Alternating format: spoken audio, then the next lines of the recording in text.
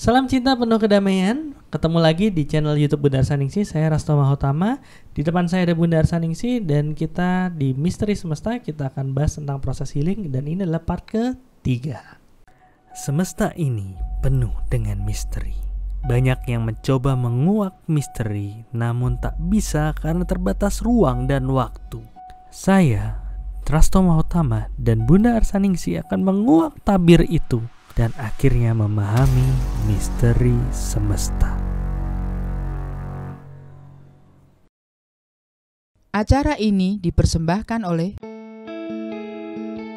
Yayasan Cahaya Cinta Kasih adalah yayasan yang didirikan untuk melakukan kegiatan kemanusiaan, pembentukan karakter dengan dasar cinta kasih yang sederhana dan universal.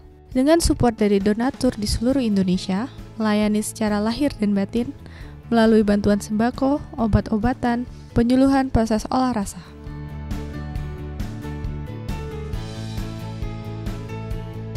Terima kasih yang sebesar-besarnya kepada Yayasan Cahaya Cinta Kasih telah peduli kepada sesama warga Kota Batu yang terdampak banjir bandang. Bersama-sama membantu masyarakat yang tertimpa musibah akibat gempa bumi. Support kami dengan berdonasi melalui rekening yayasan yang ada di deskripsi. Oke, ya akhirnya balik lagi ke meja panas. Bukan ya, mas balik lagi ke studio kita sama Bunda Arsaningsih juga. Walaupun ini tapping ya. Maunya tadi pura-pura live gitu kan. Ternyata nggak bisa ya, bohong. Nggak bisa kan. Kita udah komit untuk nggak bohong kan gitu ya. Jadi Bapak Ibu mohon maaf banget yang ini nih Tapping ya.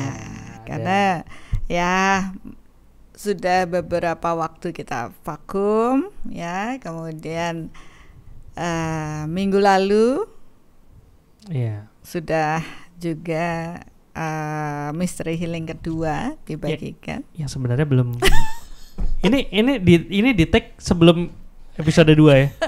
Makanya bingung. Nggak apa-apa. Star Wars aja episode 1 belakangan keluarnya kan. Ya.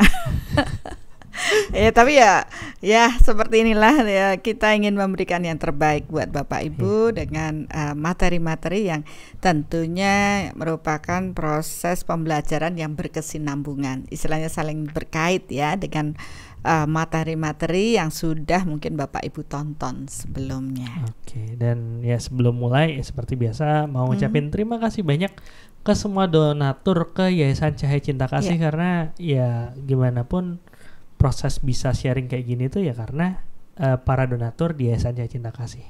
Dan untuk teman-teman yang mau donasi harusnya tadi udah ada link nomor rekeningnya, bisa langsung ke sana. Kan dengan memberi kita menerima, dengan memberi Anda menerima. Ya, apalagi yang proses berbagi ini adalah sesuatu yang sangat penting ya.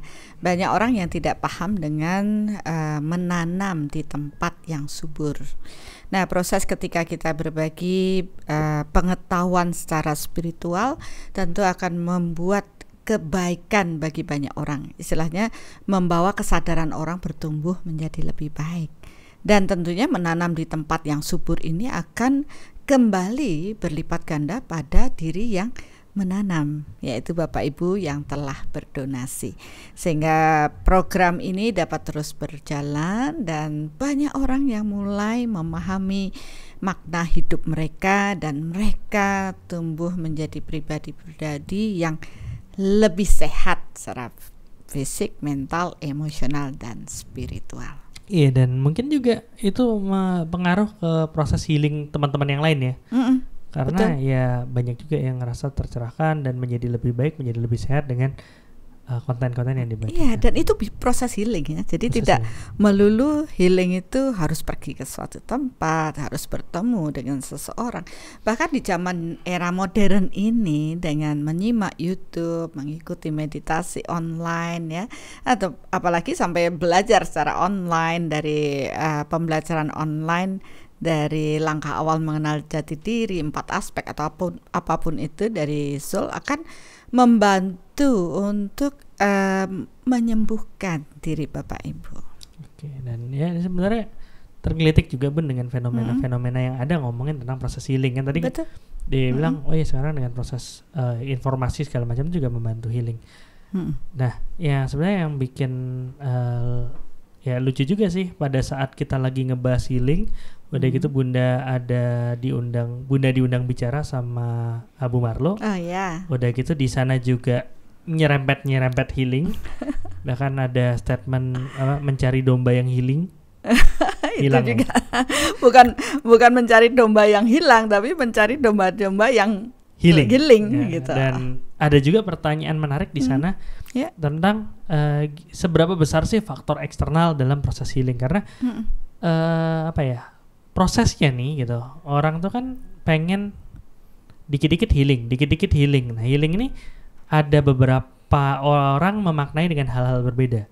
Satu adalah mencari suasana baru, mencari tempat yang nyaman supaya bisa jalan-jalan dan supaya bisa lupa sementara dengan masalah-masalahnya, walaupun tidak menyelesaikan masalah ya. Ada juga yang dia udah paham bahwa sebenarnya memang dia lagi ada masalah. Dia mencari orang yang bisa melakukan healing ini. Jadi bukan cuma nyari tempat, tapi nyari orang atau nyari orang dengan kemampuan khusus gitu untuk bisa menghealing. Ya, apalagi mereka-mereka yang dinyatakan wah sakti mandraguna ya, tentu itu menjadi ajang mereka dalam proses mencari untuk proses di healing kan gitu. Harapannya healernya begitu itu menghealing kita. Ya, harapannya begitu ketemu sama orangnya, healernya, di healing, sakitnya langsung hilang. Emangnya simsalabim. Iya kan, ini harapannya kan gitu. Ya betul. Tapi itu memang kejadian seperti itu kan. Ya, itu secara fenomena, secara umum di masyarakat, kalau mendengarkan proses healing itu seperti yang Dr. Asto katakan. Ya, apalagi saya dulu juga seorang healer di bidang tersebut. Ya. Bahkan dicari oleh banyak orang sampai tidak ada waktu untuk diri saya sendiri. Ya, itu menjadi proses yang membuat saya mulai mencari. Kalau mereka semua tergantung pada healernya, sedangkan healernya sudah ngurusi banyak pasiennya, kapan healernya punya waktu menghealing dirinya? Nanti healernya jadi pasien healer lain. Itu dah masalahnya kan jadi lingkaran setan ya, nggak selesai. Bahkan banyak ya kayak di Bali lah, jangan jadi penyembuh ya, jangan jadi balian, nanti kamu cepat mati. Itu yang pertama saya dengar ya ketika saya ingin menjadi seorang penyembuh. Dan ternyata ya memang saya juga membuktikan gitu loh, bahwa proses menghealing orang lain itu tidak mudah gitu, tidak semudah hewes bablas angin. Ya, kalau ngomongin mudah apa enggak itu kan relatif ya Bunda. Karena nggak semua juga bilang menjadi seorang healer tuh mudah gitu. Ada yang memang harus berlatih lama atau berguru lama atau semedi di tempat-tempat tertentu gitu. Cuman kan ya saya nggak tahu ya, karena ya Bunda cerita Bunda udah pernah nih sebagai mantan healer kan gitu. Nah, kalau saya ngelihat dari proses medis nih untuk bisa melakukan mendiagnosa dan mendiagnosa satu penyakit dan akhirnya memberi obat atau mengatur terapi, itu kan harus belajar tuh. Berapa tahun tuh ya jadi dokter? 4 tahun itu prekliniknya aja. Itu ngomongin harus belajar anatominya dulu, harus belajar fisiologinya, patofisiologinya, biokimianya, farmakokinetik, farmakodinamik. Banyak banget yang harus dipelajarin. Setelah itu praktek dulu nih.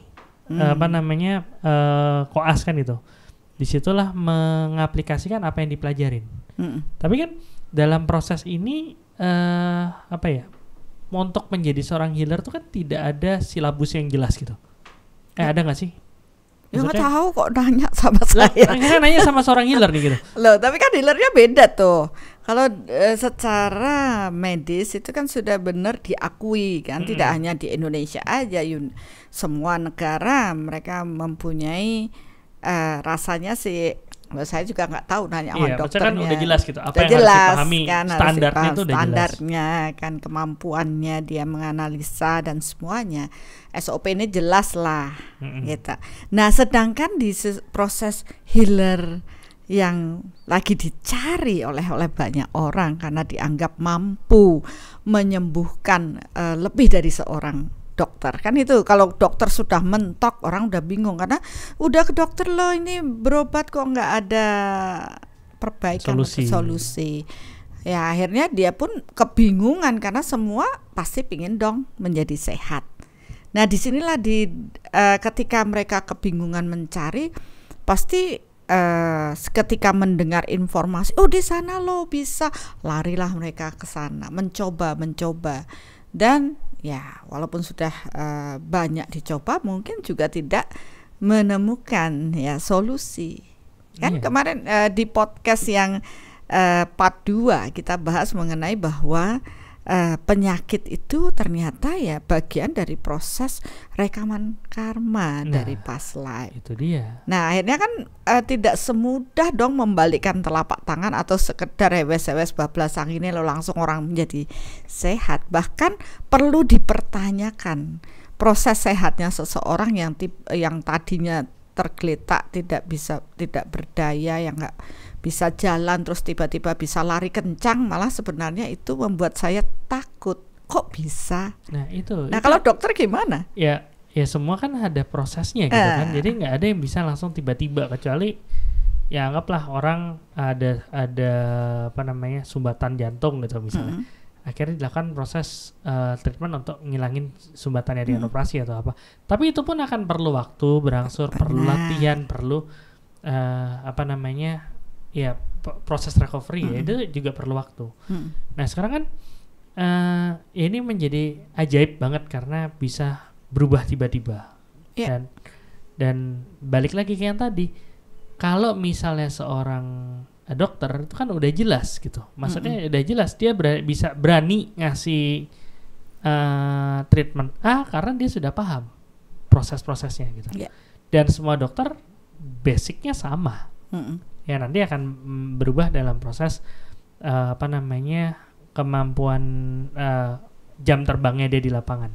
Tapi kalau di sini healer ini kan seakan-akan tiap healer punya ilmu yang berbeda.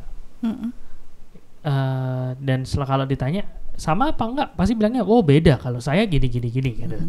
Dan kadang-kadang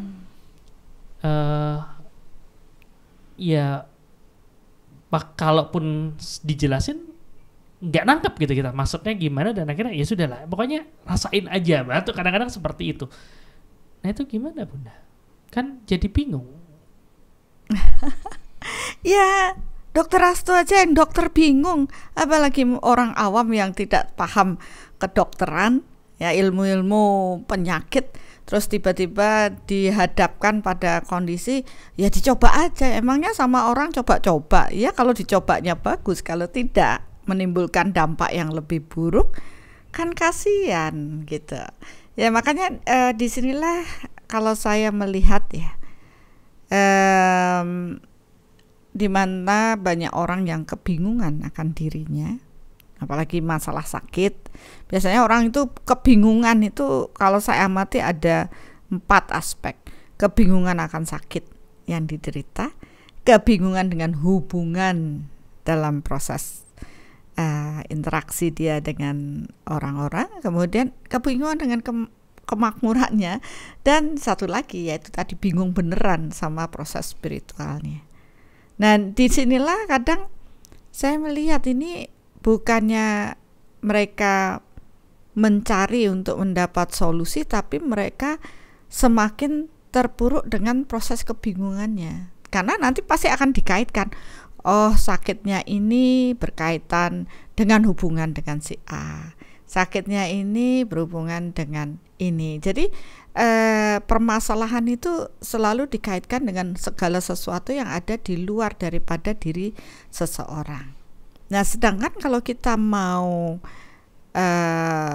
terbuka menerima proses healing ini, ya akhirnya kita tahu kok bahwa apapun upaya yang kita lakukan, bahwa kita ketika kita sakit tubuh fisik ini akan sulit untuk disembuhkan 100% sembuh gitu. Tentu ada kondisi seperti tadi Dr. Rasto bilang, ada proses. Jadi orang tuh ya harus sabar dengan proses penyembuhan ini. Kemudian yang kedua, kita sudah kemarin bahas bahwa proses sakit itu ada kaitannya dengan benih-benih karma yang dibawa dari past life. Tentu disitulah kita ngerti loh, itu bukan sesuatu yang bisa diselesaikan secara berfisik aja gitu. Karena itu gimana ya ngomongnya, tertanam dalam rekaman-rekaman di energi.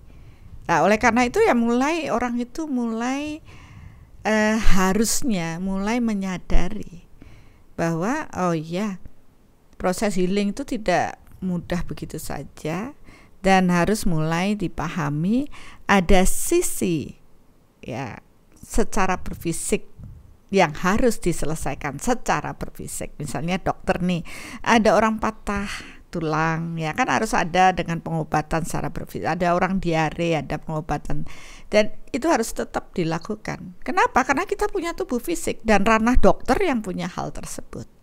Sedangkan di satu sisi ketika orang menyadari ini nggak selesai sih dengan dokter, dan dokter bilang oke, ini rasanya sakitnya karena psikis sih, karena jangan stres ya. Dokter aja bisa bilang jangan stres, tapi stresnya apakah selesai dengan hanya dikatakan jangan stres? Nggak bisa.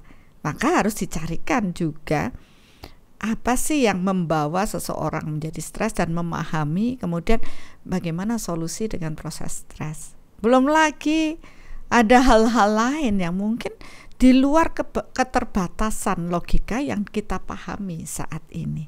Jadi kompleks banget dengan proses ini. Maka ya kalau bisa kita mulai lebih berkesadaran bahwa ya itu tadi, jangan hanya kebingungan ingin dapat jawaban tubruk sana tubruk sini, akhirnya menghalalkan segala cara. Jadi jalan singkat ya, tapi maunya cespleng ya, nggak ada yang seperti itu, akhirnya kecewa sendiri. Berarti ada proses ada proses ekspektasi ya. Ekspektasi atau pengharapan dari proses healing itu. Terus ada juga proses realitanya. Karena ekspektasinya orang kan mau healing biar sembuh. Pasti kan gitu kan. Pasti. Dan banyak juga yang begitu diberitahu kita harus lakukan A, B, C, D, tapi setelah dilakukan ternyata hasilnya tidak sesuai dengan harapannya, kecewa. Atau mungkin harapannya ketemu seorang healer yang bisa membantu dengan proses apalah, mungkin itu adalah healer herbal, dikasih proses herbal segala macam diminum, atau mungkin energy healer yang ewes bablas angin nih nambahin energi atau gimana, atau pijat gitu kan, banyak refleksi, ada yang pijat emang pijat aja, ada yang pijat plus kan gitu kan. Bukan plus energi. Plus energi kan, tapi nggak tahu energinya dari mana gitu kan. Kan. Belum lagi yang ditusuk-tusuk itu, tusuk jarum, itu kan juga orang pasti akan mencari dengan harapan bahwa dia akan mendapat proses kesembuhan. Sebenarnya kalau seperti itu nih Bunda, kan ngeliat nih prosesnya, orang merasa nggak nyaman, merasa sakit, dia mencari healer untuk bisa menjadi sembuh. Tapi kan tadi dibilang proses healernya ada banyak banget, dan semua punya spesialisasi yang berbeda-beda, punya dasar ilmu yang berbeda-beda. Ya mungkin ada juga yang kalau ditanya dasar ilmunya apa nggak tahu juga, pokoknya saya tiba-tiba saya dapat nih caranya bisa melakukan ini jadi seperti ini, atau mungkin keturunan gitu kan, ilmu turunan gitu, karena ini dulu bapak saya bisa, sekarang ini anak saya anaknya diturunkan. Nah itu kan bikin bingung ya Bunda, karena satu, dengan ekspektasi orang seperti itu ada kecenderungan dia malah jadi kecewa karena dia mengharapkan satu orang itu bisa menyembuhkan segalanya. Ya kalau dipikir-pikir ya Dok, saya dulu menjadi seorang healer. Ya memang makanya saya terus mencari banyak pengetahuan berhubungan dengan penyembuhan, karena apa? Ya itu tadi, ada yang di herbal, ada yang ini nggak selesai di sini cari dengan metode ini, kemudian ada yang ini ternyata dibantu dengan ini. Tujuannya adalah bagaimana sih membantu orang lain menjadi bebas dari beban-beban yang menghimpit ya. Jadi tidak hanya rasa sakit, tapi gimana sih kita melihat dia itu bisa lebih baik, lebih sehat. Tapi ya ternyata setelah berupaya, seringkali yang saya hadapi ya itu tadi, harapan mereka terlalu besar terhadap healernya, dan healernya ya kalau kita lihat ya seberapa sih kapasitas kita mampu ya mengubah seseorang dari sakit kemudian sembuh. Itu kan tidak seperti sulapan. Dokter aja butuh waktu ya. Fisik pun punya kemampuan menyembuhkan dan punya waktu ya, sehingga di sini saya pun mulai mencari, dan apapun yang kita sudah terapkan pada orang tersebut kok tidak semuanya tidak membantu menjadi lebih baik. Di situ saya pernah mengalami masa frustasi jadi penyembuh. Enggak yang sakit aja frustasi, tapi yang sembuh yang penyembuhnya frustasi. Kalau penyembuhnya frustasi terus gimana? Iya benar loh, ini kan apa adanya kan. Saya sudah itu sudah cukup lumayan lama jadi penyembuh, itu 15 tahun bukan hitungan yang sebentar jadi penyembuh. Tapi kok akhirnya saya melihat ya pasien saya itu tidak serta-merta menjadi sembuh dengan seperti apa yang mereka harapkan ya. Jadi kita juga sebagai penyembuh sudah berupaya, tapi kok bolak-balik paling sehat seminggu, merasa sudah sehat, saya sudah bersyukur, terima kasih, besok lagi 2 minggu kemudian datang lagi, drop lagi, dan itu sampai akhirnya kita pun harus mengikhlaskan. Ya sudah, kita sudah berupaya semampu kita, tapi ya tetap akhirnya kan kata-kata kehendak Tuhan lah, atau jalan yang terbaik dan sebagainya. Itu kadang-kadang ada rasa gagal, ada rasa tidak nyaman, dan tapi disitulah saya akhirnya mengerti bahwa ternyata seberapa kita berupaya untuk membantu orang lain, tetap ada keterbatasan. Dan yang saya melihat juga ternyata untuk proses sembuh, proses healing, peran penyembuh itu tidak terlalu berperan besar dalam diri seseorang ya. Jadi oke lah kita membantu proses energy healing, membersihkan dan ini, tapi juga sebentar lagi akan kotor lagi. Kenapa? Karena yang sakit itu tidak mempunyai kesadaran untuk menjaga tubuh energinya dengan baik. Pikirannya ruwet, terus dia menghasilkan energi yang kotor terus menerus, ya tidak menjaga proses dirinya. Belum lagi kalau dia membawa bawaan karma, benih-benih karma penyakit yang buruk di past life. Jadi akhirnya saya menyadari, wah saya nih frustasi karena sudah menjadi penyembuh sekian 10 tahun ya, lebih 15 tahun itu tidak membuat orang lain benar-benar tersembuhkan. Ya, jadi ya memang tidak mudah menjadi penyembuh. Dia harus mengenal secara anatomi, sedangkan kita yang proses penyembuhan seperti ini tidak sedetail dokter yang belajar anatomi. Kita hanya berpikir, oh sakitnya ini, beri energi di situ. Tapi kan apakah segampang itu? Ternyata ya tidak semudah itu. Bahkan apakah kita benar-benar mempunyai kualitas energi yang bagus yang kita bisa transfer atau berikan pada yang sakit? Ya, karena konsep energi mengalir dari tingkat tinggi ke tingkat rendah. Bahkan benar-benar kita mempunyai kapasitas tersebut dan membantu orang tersebut tersembuhkan. Nah, disinilah saya mulai mengamati bahwa ternyata Kalau penyembuhnya memang benar bisa atau mempunyai kualitas yang baik, kemungkinan itu membantu pasiennya. Tetapi saya lihat lagi, saya sudah berupaya nih, ini balik-balik lagi, karma yang sakit ini bagaimana? Kembali pada proses dirinya.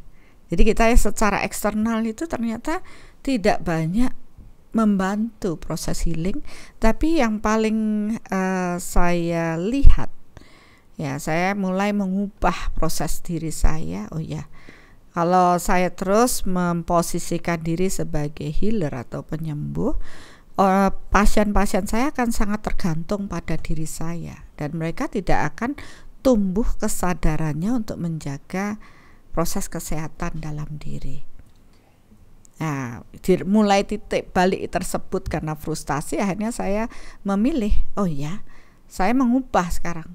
Saya mengajarkan mereka untuk mulai mengamati diri, menganalisa, menata proses pikiran, psikisnya, kemudian proses menerima ya sakitnya. Ternyata dengan proses itu malah proses healing itu terjadi pada diri mereka tanpa saya ikut turut campur dengan energi ini, cuma menumbuhkan kesadaran secara personal dalam diri mereka. Mereka akhirnya menyadari bahwa dalam segala upaya yang mereka lakukan tetap membutuhkan kekuatan energi sang sumber, yaitu Tuhan yang menciptakan diri kita. Dan saya mati akhirnya, oh Tuhan tuh pinter ya. Tuhan kok pinter? Ya memang Tuhan itu pinter. Kenapa? Kalau kita itu benar menyadari, oh ya, bahwa Tuhan menciptakan diri kita, tentu Tuhan lebih pinter dong, tahu seluk-beluk dan detailnya tubuh fisik kita. Nah sekarang kan permasalahannya yang bagaimana Tuhan bisa menyembuhkan kita. Itu yang harus dicari, bagaimana energi Tuhan bisa ngalir ke dalam diri kita. Orang yang menciptakan Tuhan, tentu Tuhan lebih paham dong dengan proses manusia ini. Maksudnya yang menciptakan manusia adalah Tuhan yang itu. Iya, kan di situ akhirnya kan Tuhan lebih tak paham detail manusia kan. Kalau dokter kan butuh waktu nih, jam terbang, misalkan proses kerjanya jantung begini-begini. Lah Tuhan yang menciptakan kan langsung sudah ngerti. Kita kan proses mengamati ya, mengamati dengan sekian banyak eksperimen, sekian banyak kasus yang dialami, dari situlah mungkin disarikan menjadi satu pengetahuan, yaitu dari proses mengamati, dieksperimenkan kan, diuji cobalah gitu ya, baru akhirnya seperti pemahaman yang sekarang. Rasanya semua pengetahuan juga akan mengalami proses itu, tapi kan dilihat itu atas upaya daripada kemampuan kapasitas manusia. Nah sekarang kalau kita, ya ini cara bodoh saya aja sih sebenarnya, karena saya menyadari oh ya saya sudah nggak bisa dengan kondisi yang seperti ini, maka ya jalan satu-satunya saya kembali pada sang pencipta, Tuhan yang menciptakan. Pasti Tuhan lebih pinter dong, ngerti dong detailnya tubuh kita.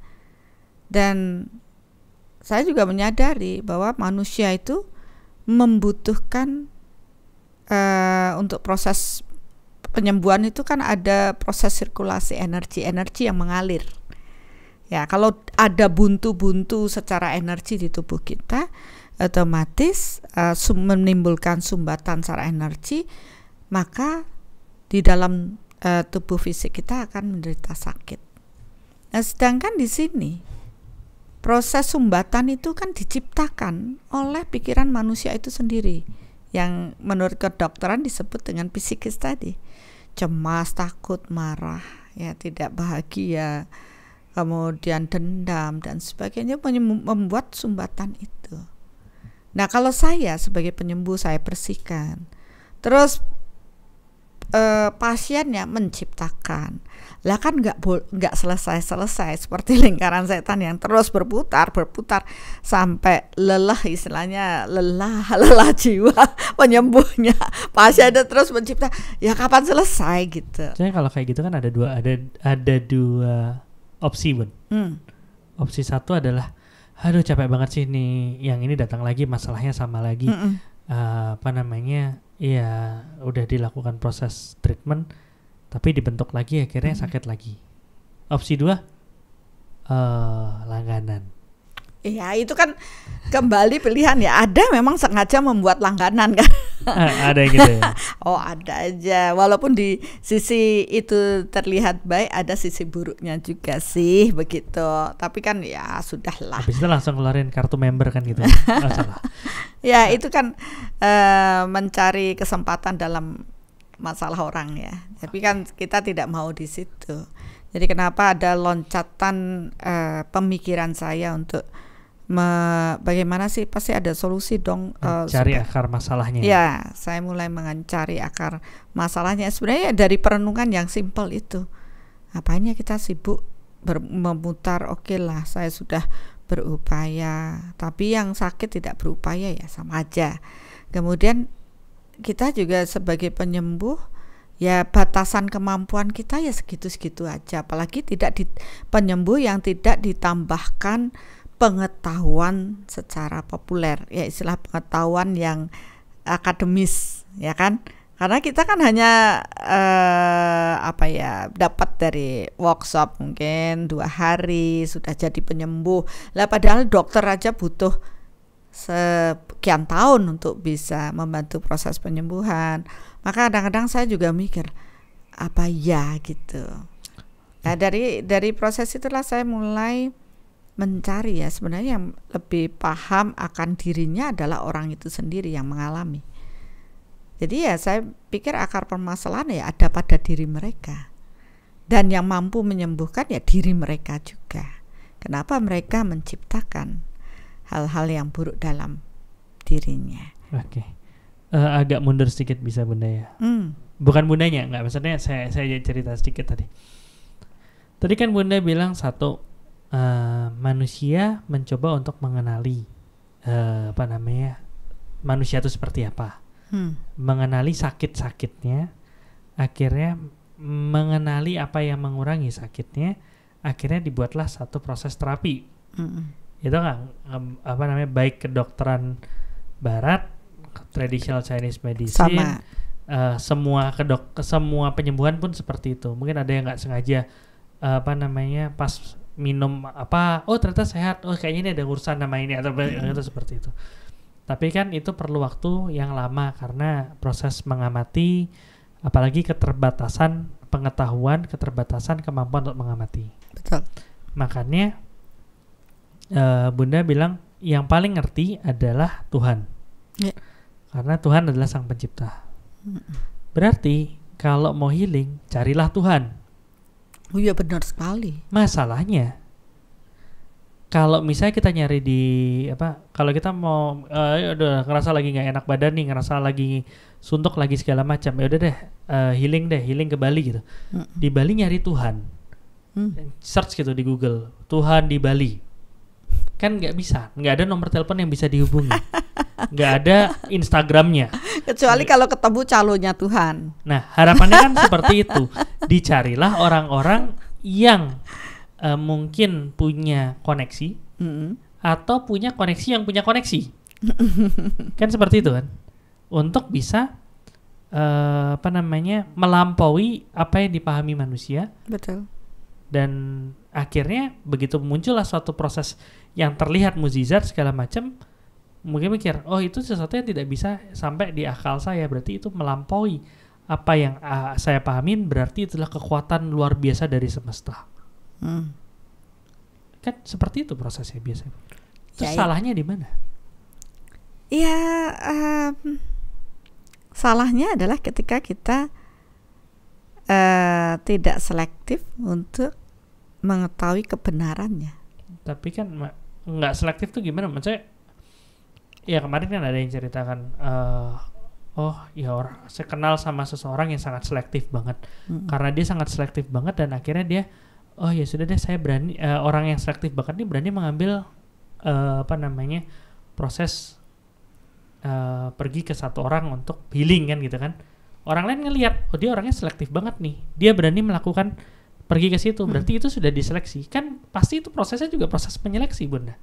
Iya, benar. Maksud saya selektifnya itu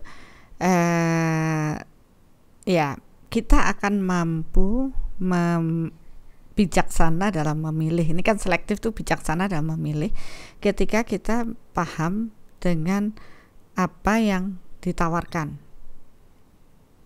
Oke, berarti harus ada product knowledge ya. Ya paling enggak begitu. Masa kita beli obat gitu terus tanpa ada produk knowledge yang benar, kita beli aja begitu. Apa kita tahu itu akan bermanfaat? Kan obat aja perlu ada penelitiannya, di uji coba dan sebagainya. Nah, di sini kalau orang tidak selektif ya asal tubruk aja.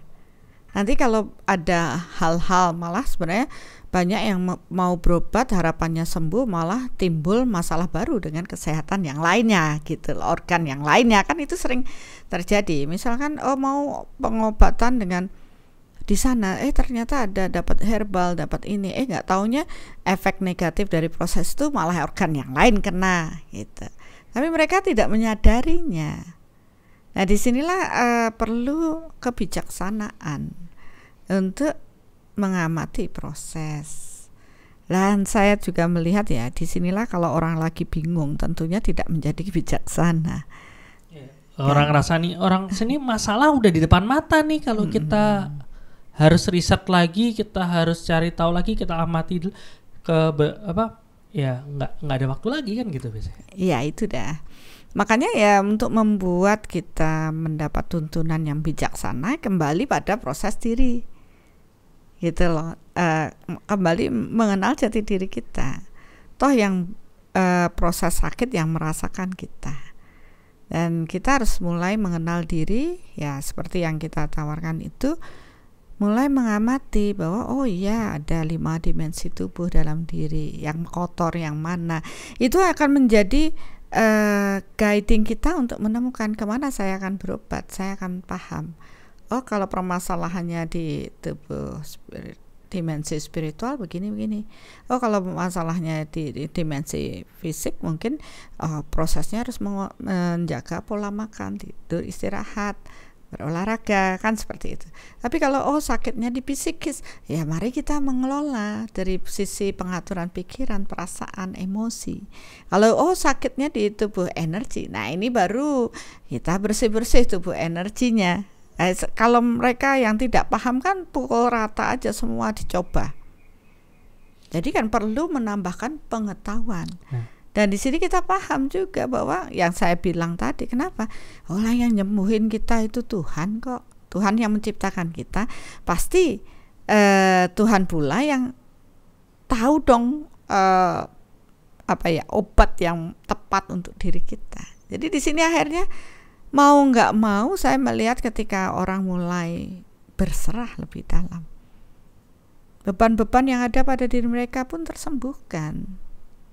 Gitu. Karena ya akhirnya saya mengamati, oh iya ada dasarnya di hukum energi.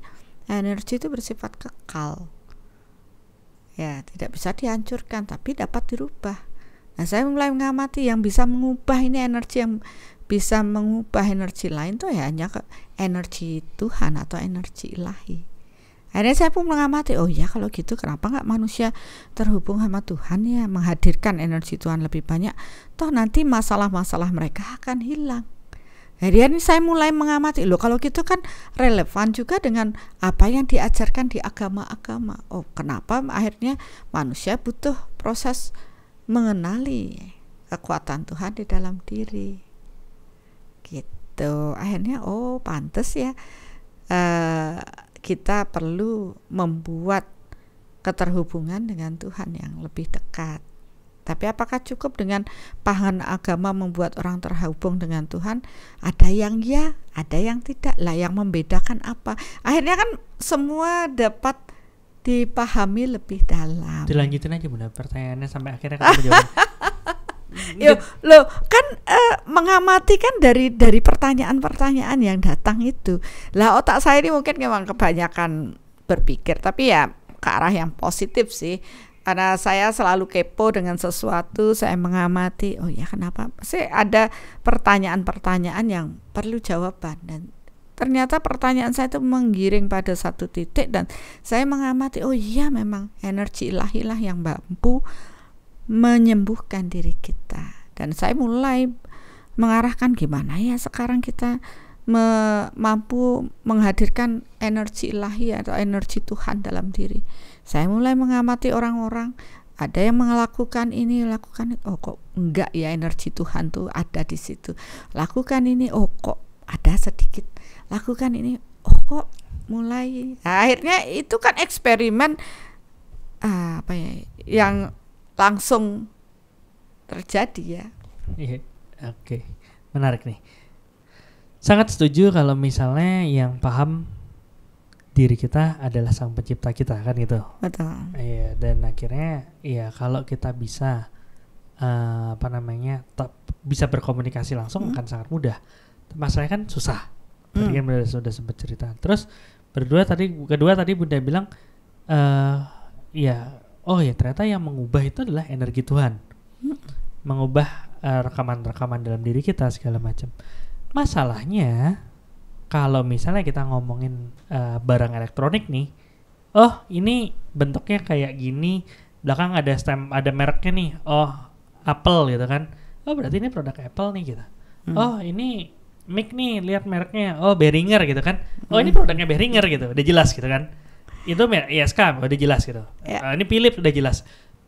Energi Tuhan itu kan satu, energi nggak bisa dilihat, dua udah nggak bisa lihat, gimana mau ngelihat mereknya kan gitu kan. Iya itu dah.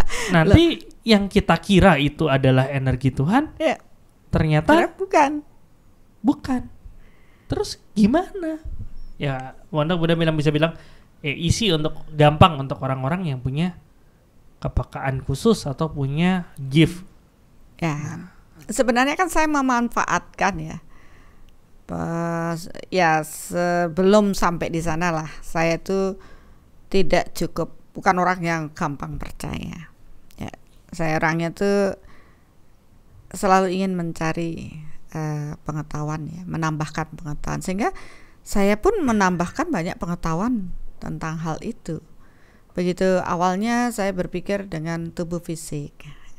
Ini kok jadi cerita ya, berhubungan dengan fisik karena saya sakit, saya ingin sehat, saya berupaya dengan fisik, mengatur pola makan, kemudian olahraga, kemudian mulailah bergerak dengan tubuh. Tapi kemudian kok belum ada hasil ya. Mulai saya tertarik dengan sesuatu untuk saya pahami, kenapa ya saya kok merasa begini, kenapa ya saya kok bisa begitu ya. Itu pertanyaan-pertanyaan yang dulu membutuhkan jawaban, dan akhirnya ya saya mengisi dengan pengetahuan. Jadi proses belajar dengan energi dan banyak hal kristal dan semuanya ya saya pelajari untuk menguatkan dari apa yang saya ingin pahami. Jadi tidak serta-merta saya hanya duduk hening terus dapat semuanya, enggak. Saya juga mau baca buku karena saya suka membaca buku ya. Kebetulan tadi ada yang bilang, wah ternyata perpustakaan Bunda banyak sekali bukunya. Oh iya, itulah harta saya yang paling luar biasa. Saya nggak punya yang lain, tapi saya punya buku banyak karena di situ saya belajar juga. Dan di situ saya juga ngamati, oh si A bilang begini, bukunya bilang begitu.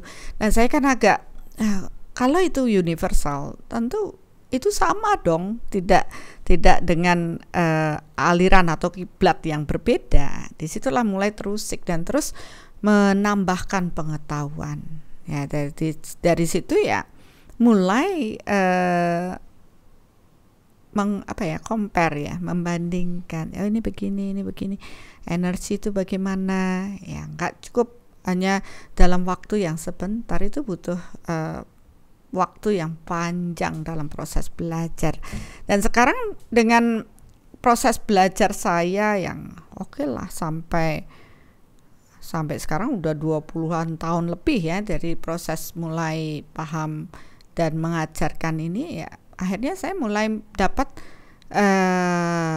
membuktikan ya. Jadi dari proses mengalami, bereksperimen, kemudian membuktikan bahwa oh ya ternyata untuk proses energi Tuhan tuh kayak gini loh rasanya. Berbedanya begini, yang ini sudah, yang ini belum. Ya karena proses mengalami dan bereksperimen. Sekarang kan sebenarnya apa yang sudah saya rangkumkan ini sesuatu yang akhirnya dipelajari orang, membuat mereka paham dan tidak perlu butuh waktu yang panjang untuk bereksperimen. Tapi ya tergantung lah ya, apakah mereka mau membuka diri untuk memperluas realita dan belajar bertumbuh, atau memang dia harus mengalami jatuh bangunnya dulu. Ya nggak apa-apa gitu loh. Nah disinilah saya mulai memahami, oh ya hukum-hukum bekerjanya, oh ya ada saatnya nanti semua manusia itu akan mempelajari, karena tahu yang menyembuhkan dan membuat seseorang mampu menjalani hidup dengan baik itu adalah kekuatan Tuhan. Maka tahapan-tahapan agar energi Tuhan atau Ilahi dapat benar-benar memasuki diri itu perlu dipraktekkan dan terukur. Ya, masalah terukur itulah yang akhirnya saya berserah pada Tuhan, karena proses terukur secara universal itu tidak mudah, karena saya lama di sana dan banyak ego-ego ikut dalam proses pengukuran.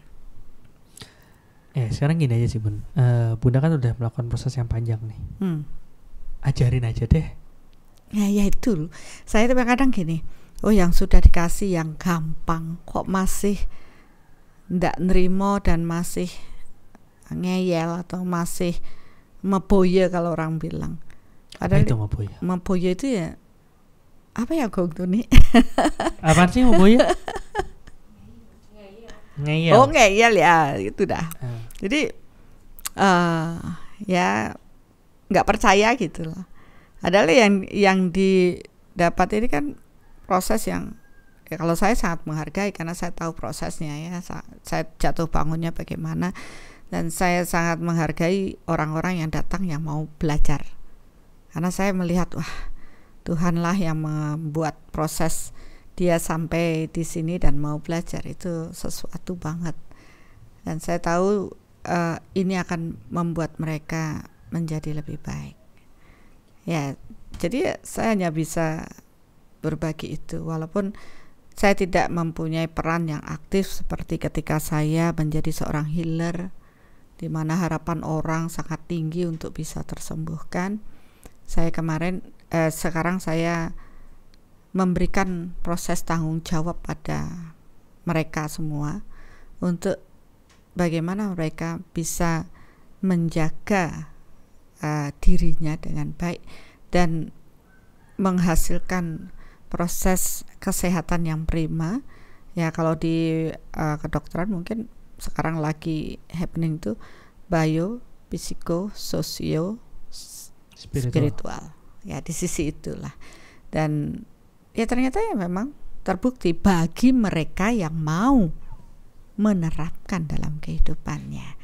Tapi kalau yang mereka sudah dapat ilmu dan memboye dan merasa ini enggak, ya sudah, itu mungkin belum kelayakan mereka, dan apalagi malas mengaplikasikan, ya tentu mereka tidak akan mendapatkan hasil yang sebanding dengan upaya yang mereka lakukan. Ya sebenarnya kan proses yang kayak Bunda ngomongin tuh, mencoba mencari kayak gimana sih energi Tuhan itu kan nggak cuma dilakukan sama Bunda aja kan? Oh ya, saya menyadari di luar sana semua para pencari, katakanlah pencari spiritual pasti akan mencari hal itu, tapi akan kembali ya cepat lambat atau kemampuan, kapasitas, ya semua banyak banget, dan saya sangat menghargai apapun yang mereka hasilkan. Tapi ya kembali di sinilah pengukuran itu yang akhirnya saya bisa menyadari. Kalau dulu kan selalu saya bilang, oh saya sangat bersyukur nih, hebat, yang ini hebat, tapi setelah ada pengukuran jadi kita tahu kapasitas di mana sih tempat mereka. Nah, ini ada satu sharing nih dari seorang teman yang dia menceritakan pengalaman dia mencari kayak gimana sih sebenarnya rasanya keterhubungan sama Tuhan, kayak gimana sih energinya Tuhan. Kita dengerin sama-sama.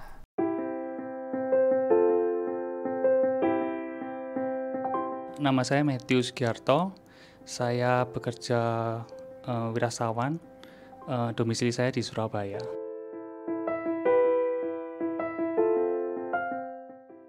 Tahu itu dari YouTube. Jadi dikasih tahu istri, kemudian saya ngikutin podcastnya Bunda, YouTube-nya Bunda semuanya. Terus setelah dilihat-lihat, kok pas, jawabannya itu pas, mengenanya itu bukan mengena yang biasa, tapi benar-benar tidak dapat dipertanyakan. Jadi benar-benar pas, mau dipertanyakan itu nggak ada celahnya. Jadi semua pertanyaan yang sebelumnya saya tanyakan itu terjawab di podcastnya Bunda. Kemudian ikut kelas kan, kok juga terjawab lebih dalam lagi. Nah, barulah ada info mengenai SM.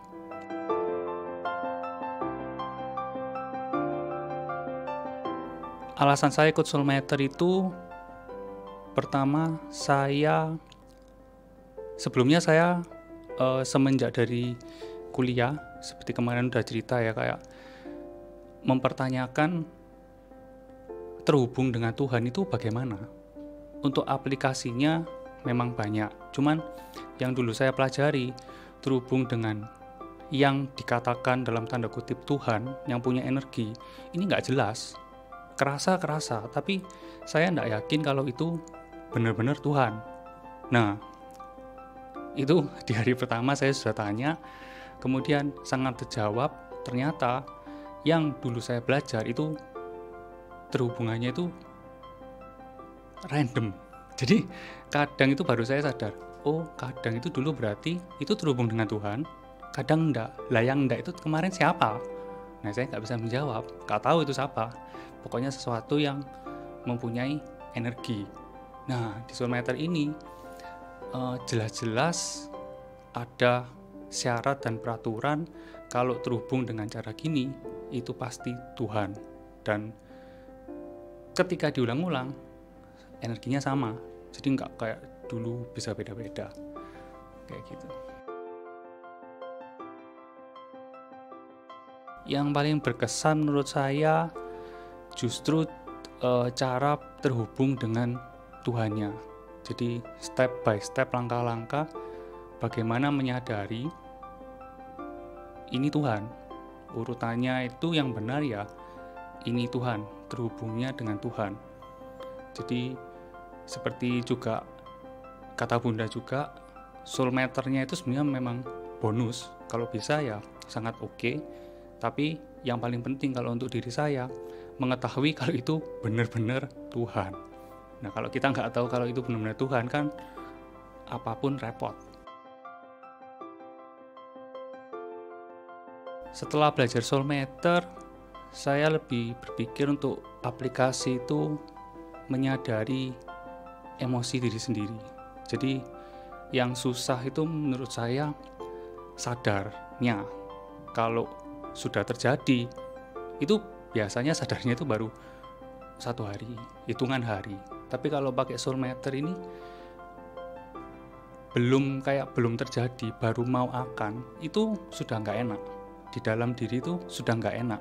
Karena ya tadi itu terhubung dengan Tuhan, jadi energinya itu langsung terasa, loh kok ada yang aneh, ini berarti saya mau sesuatu. Nah, itu yang bisa ditunda, tidak keburu keluar dulu.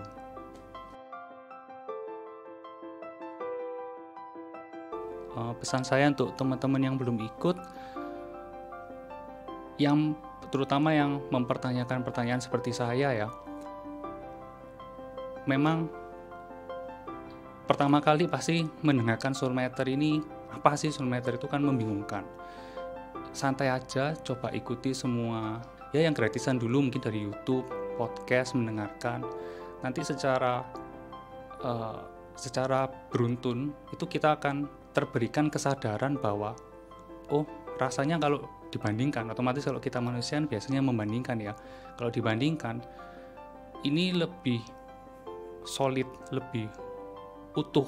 Setelah dari itu mungkin bisa coba mengikuti soulmeter, apakah menjawab. Kalau bagi diri saya sendiri ini sangat menjawab. Soul itu mungkin adalah jawaban ultimate, jawaban final spiritual yang mungkin teman-teman butuhkan dalam hidup teman-teman. Mari tumbuh bersama, Soul is Solution.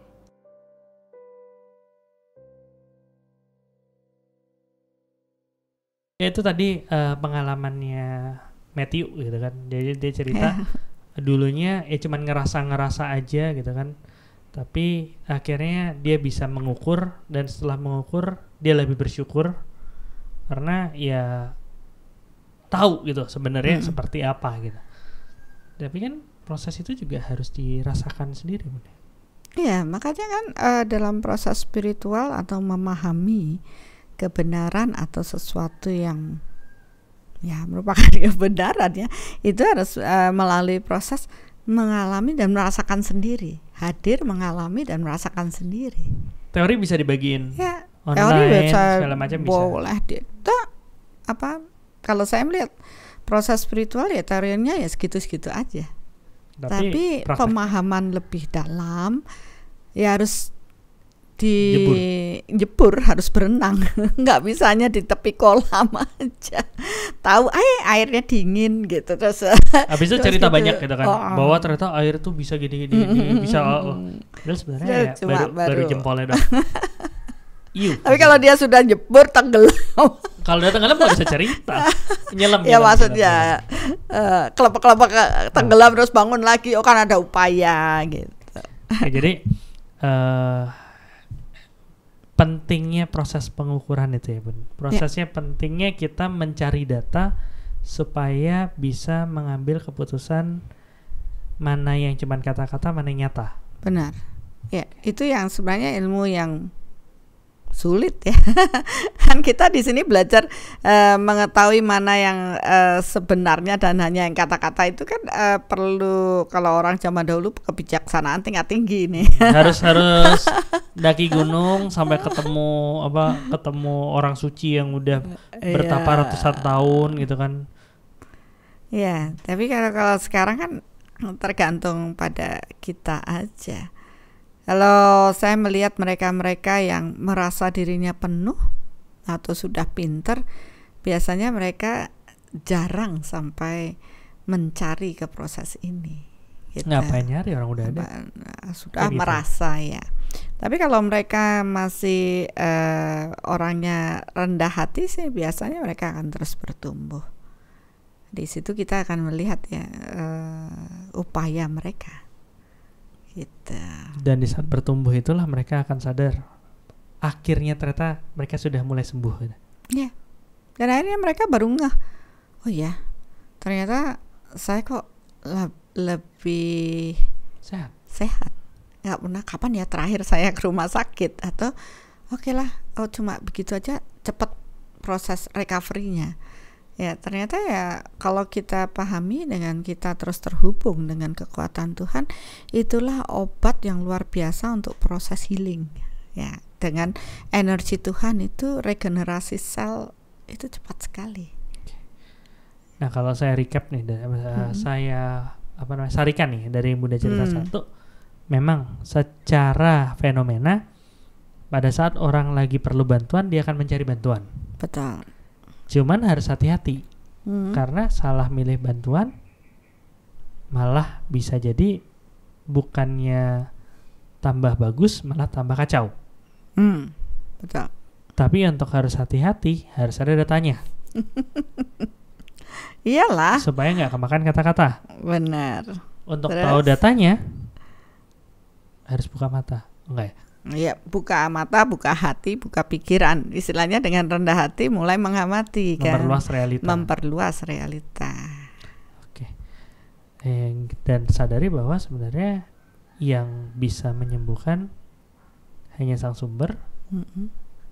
Dan kita menata, hanya Sang Pencipta yang menciptakan diri kita. Menata supaya bisa energi beliau masuk dan menyembuhkan. Oke. Sebenarnya sesimpel itu loh. Itu kata-katanya, itu kata-katanya. Kata-katanya kan simpel itu. Cuman 5 ini ya. Tapi melakukannya, menemukan proses itu tidak mudah. Ya, jadi ya kembali. Biasanya orang-orang yang sudah jatuh bangun, kayak lagu aja, yang sudah mengalami. Boleh nyanyiin, boleh dikit, boleh. Oh gitu. Tarik suara. Siapa tahu nanti ada yang ngubungin gitu. Nanti kan kalau disuruh rekaman saya nanti gak jadi ngasih pelajaran online. Enggak apa-apa, sampingan. Enggak ya? Janganlah. Nggak mau saingan sama penyanyi, cukup menjadi Bunda Arsaningsih saja. Lanjut. Nanti saya diprotes masa.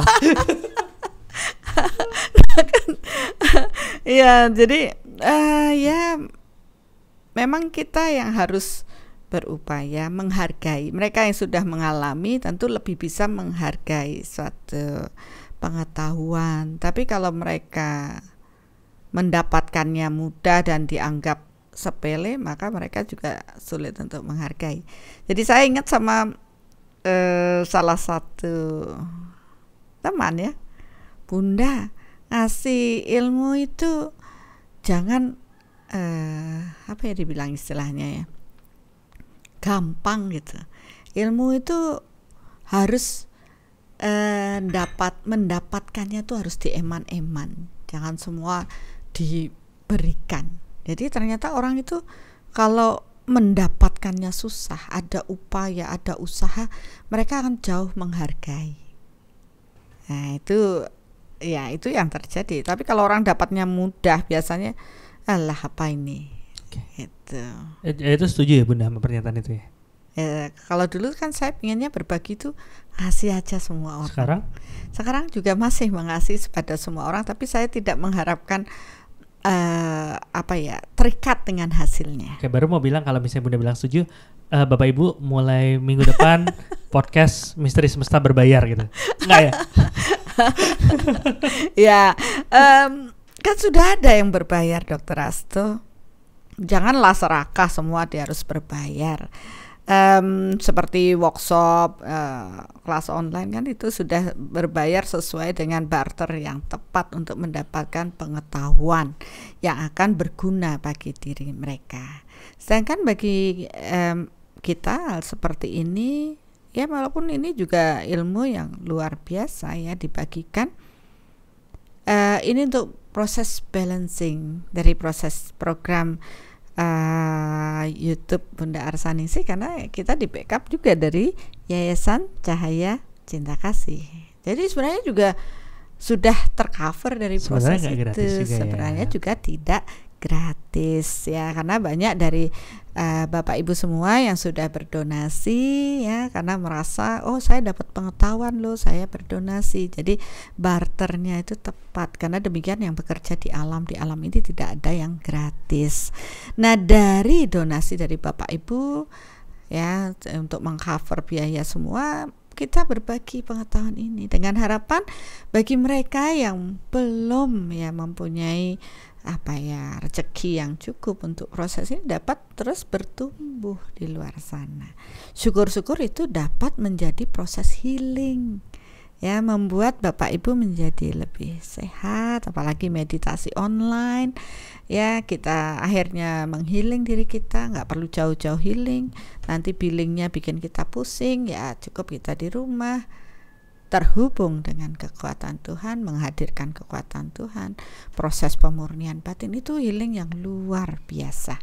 Sampai saya beberapa saya coba tanya, kalau sudah sering ikut meditasi online gimana, jauh lebih sehat? Oh iya, baru mereka oh iya ternyata saya begini ya.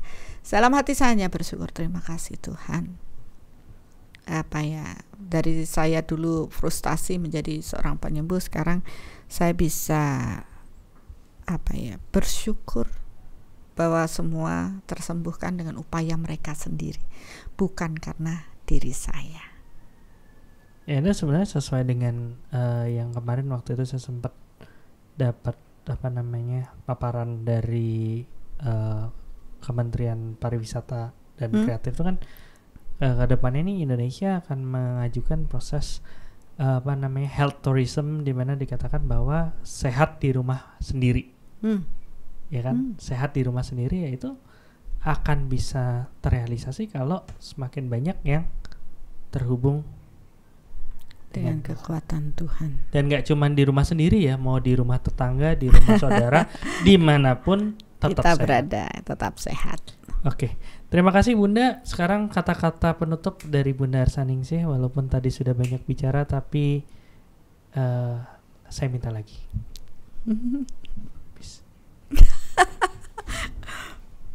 Dokter Rasto bisa bilang peace, kalau saya bilang apa ya? Ya, oke lah, saya coba ya Bapak Ibu untuk merangkum dari semua pembelajaran tadi. Walaupun kita ngobrol santai, tapi saya aja mendapat pembelajaran yang dalam proses ini. Jadi disinilah kita sama-sama belajar sebenarnya, bertumbuh ya dari pengalaman-pengalaman, cerita-cerita yang sudah terjadi dalam proses hidup kita.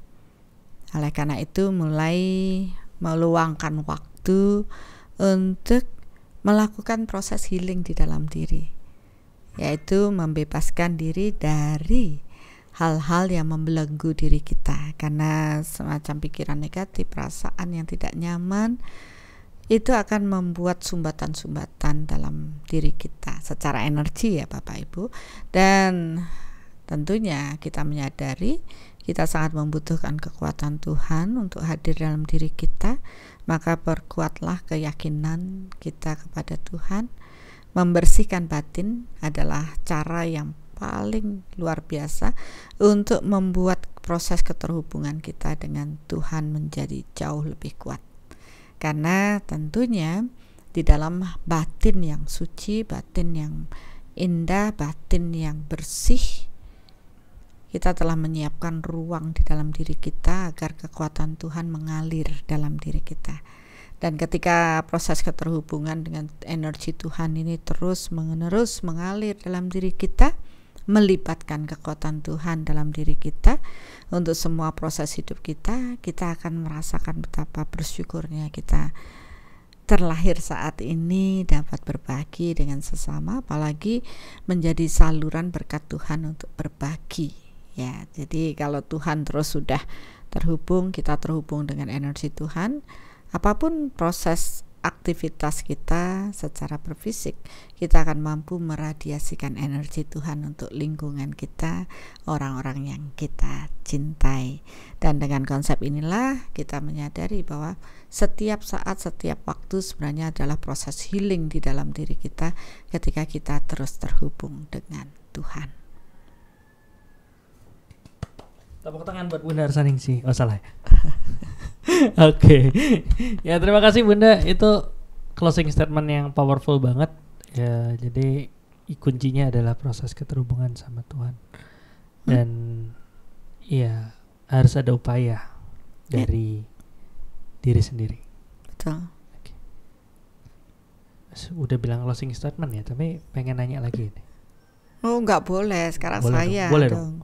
Saya pikir Dokter Rasto Oke, abis seperti ini, biasa. cuman dikit nih. Nah, pesan untuk teman-teman yang lagi berpikiran kayaknya gue perlu healing nih. Itu aja, singkat aja. Nanti ditaruh di depan. Oh salah ya. Pesan buat teman-teman yang mengatakan saya butuh healing nih. Mari mengenal jati diri kita, mengenal kegelapan, bersih-bersih batin, terhubung dengan kekuatan Tuhan, dan itulah proses healing yang sesungguhnya. Cakep banget. Oke, terima kasih. Mari kita lanjutkan dengan Loh, jangan enggak ya? itu. Saya sudah kangen loh itu. Nggak tahu nih baru ditulis tadi. Tapi hebat loh, cepet banget. Saya pikir otaknya dari apa ya? Otaknya dari apa ya, Dokter Rasto? Nggak tahu. Encer apa? Nggak keluar sih. Boleh dimulai ya Bunda ya? Oke. Mencari yang sembuh agar mendapat sembuh, masukkan yang diseduh, harap jiwa jadi teduh. Namun, apa semua itu beneran ampuh? Berusaha telaah, tapi logika tak tersentuh. Dasar ilmu dari antah berantah, tak berani membantah karena tak bertahta. Mungkin perlu ditata, pengetahuan ditata, sayangnya tak tampak seakan tak ada data. Mungkin itu ilmu turun-temurun atau turun di tempat mendekam di gurun. Mungkin juga lewat kurun waktu berguru, pokoknya lenyap sakit saat tangan diayun. Bukankah ini too good to be true? Dalam hati tak akur, tapi bibir tak berani bertutur. Beranikah serahkan diri dengan resiko tersungkur? Mungkin akan yakin apabila semua terukur. Wow, terukur dengan soulmeter tentunya. Iya, kalau ngukur energi ya pakai soulmeter. Luar biasa. Biasa Tepuk tangan dong. Mungkin itu aja podcast sekarang. Mohon maaf untuk teman-teman ya karena ini nggak live, interaksinya jadinya nggak kayak biasanya. Cuman ya nanti kita usahain untuk bisa live berikutnya. Ya, ditunggu ya di podcast berikutnya dan mari bertemu bersama. Mari bertemu bersama.